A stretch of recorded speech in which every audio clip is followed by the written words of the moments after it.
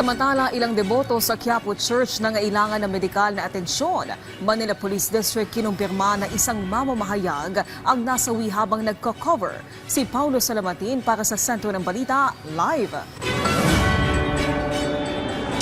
Naomi, mula kaninang umaga hanggang sa mga sandaling mga oras na ito ay patuloy pa rin ang pagdagsa ng mga deboto dito sa Quiapo Church sa kasagsagan ng tirik na araw upang makinig at makiisa sa bawat misa na kung saan halos di na mahulugang karayom ang mga tao rito.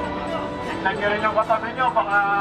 Para sa lahat ng mga deboto, bata man o matanda, ang tindi ng sikat ng araw, mapatunayan lang ang kanilang malakas na pananampalataya para sa poong Jesus Nazareno.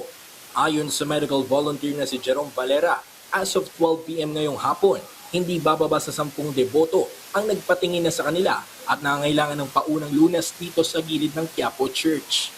Indicator namin yung mga nabibigyan kami ng unang lunas as a first aid ng Quiapo. So ngayon, as of now, ang mga case natin na mga business lang naman, puyat at walang mga kain. As of now,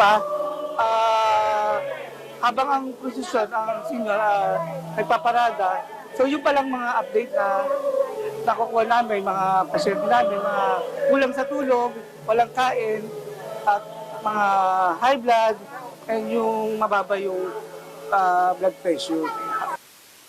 Samantala, kinumpirma ni Manila Police District Spokesperson Police Major Philip Ines na may isang miyembro ng MPD Press Corps ang nasawi matapos makaramdam ng pananakit ng dibdib bago ito tuluyang nag-collapse. Sama kayo dyan, meron tayong nakuha information na meron tayong miyembro ng MPD Press Corps na nasawi dyan ang initial nating report na natanggap. Yun pa nag-sisimula itong ating posisyon na pagpunta niya dito sa Ermita Police Station ay nakaramdam ito ng panitikit ng dibdib at ito ay nag-collapse. Dinala naman ito ng MDRRMO sa pinakamalapit na ospital pero nakakalungkot na mabalitaan na ito ay nasawi.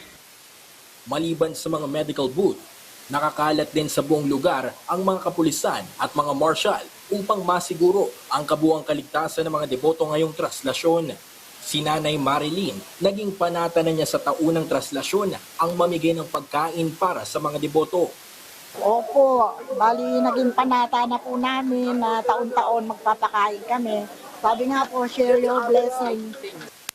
Ganito rin ang sitwasyon sa labas ng bahay ni Nanay Belinda na nasanay na taon-taon sa ingay ng mga deboto at tumatambay sa labas ng kanilang lugar. Kasi ano na sila, gutom na sila anak eh.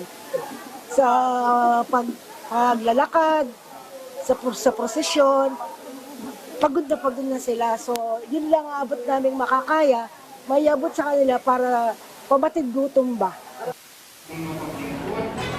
Naomi, sa ngayon patuloy pa rin ang misa bawat oras kung saan dagsa pa rin ang mga tao rito magmula sa labas ng mga barikada hanggang sa papasok ng Quiapo Church. Base nga sa tala ng medical staff sa gilid ng simbahan kanina ay hindi bababa sa 10 katao ang mga dumulog sa kanilang area at inaasahang dadami pa ito sa mga susunod na oras at pagdating ng andas. At wag din po natin kalimutan ang kaunting payo mula sa simbahan na sumamba at wag sumampa.